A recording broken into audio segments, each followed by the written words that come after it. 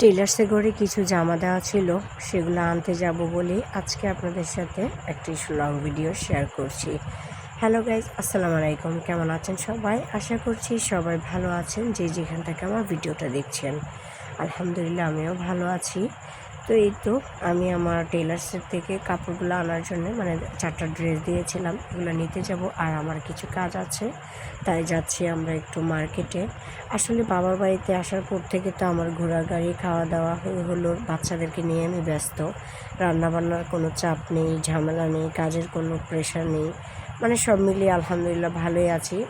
তারপরেই তো আমাদের ঘরের জন্য কিছু মনোহারি দোকান থেকে কেনাকাটা করার ছিল, এখান থেকে কিছু কেনাকাটা করে নিচ্ছি। তারপর হচ্ছে আমার ছেলে মেয়েদের জন্য কয়েকটা গেঞ্জি নেওয়ার ছিল। যে গেঞ্জিগুলো নিয়েছিলাম চট্টগ্রাম থেকে, ওগুলো আসলে কয়েকদিন পরাতে নষ্ট হয়ে গিয়েছে। যেহেতু বাচ্চা মানুষ, বুঝতেই পারেন, কয়েকদিন পর পর তাদের কাপড় চেঞ্জ করতে হয়, কারণ তারা তো ধুলোবালিতে নোংরা করাই তাদের অভ্যাস। তো এই তো আমার ছেলে মেয়ের জন্য মানে একদম অল্প অল্প করে দুইটা করে গেঞ্জি নিয়ে নিয়েছি। তারপর তো টেলার্সে চলে এসেছি, এসেই দেখছিলাম যে আমার জামাগুলো ঠিকঠাকভাবে বানিয়েছে কি না। আর টেলার্স মানেই তো একটু ঝামেলা করবে, একটু লেট করবে, একটু ঘোরাবে, তাই না? এই তো এখানে দেখতেই পাচ্ছেন, ও কিন্তু একটা জামার বোতাম এখন আমরা যাওয়ার পর লাগিয়ে দিচ্ছে।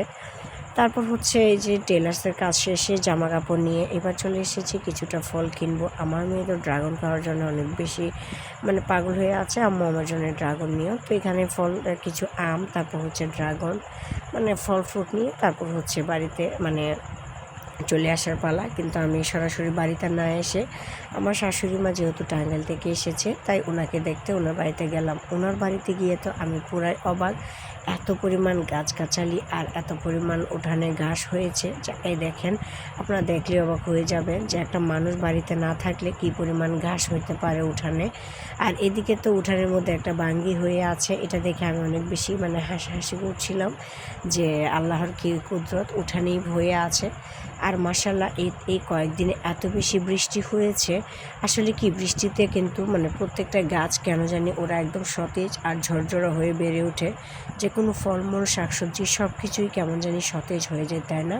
তো দেখেন গাছে কি পরিমাণ লেবু এসেছে, মাশাআল্লাহ। লেবুর ভারে গাছের যে বাঁশগুলো ছিল এগুলো ভেঙে পড়ে যাচ্ছে। তারপর উঠানে দেখলাম এত সুন্দর সুন্দর দুধ কচু হয়েছে, একদম পুড়িয়ে গেছে পুরো উঠান, একদম মানুষ না থাকলে যে নাজেহাল অবস্থা হয় সেরকমই হয়েছে। এগুলো আমার শাশুড়ি আস্তে আস্তে সব ক্লিন করে ফেলবে, যেহেতু উনি চলে এসেছে। আর আমি তো এখানে যত লেবু আছে সবগুলো একটু একটু করে হাঁটছিলাম আর দেখছিলাম, আমার আসলে ভালোই লাগছিল। এই লেবুগুলো কেন জানি গাছেই আমার কাছে ভালো লাগে, পেরে খেতে তেমন ভালো লাগে না। আর এটা হচ্ছে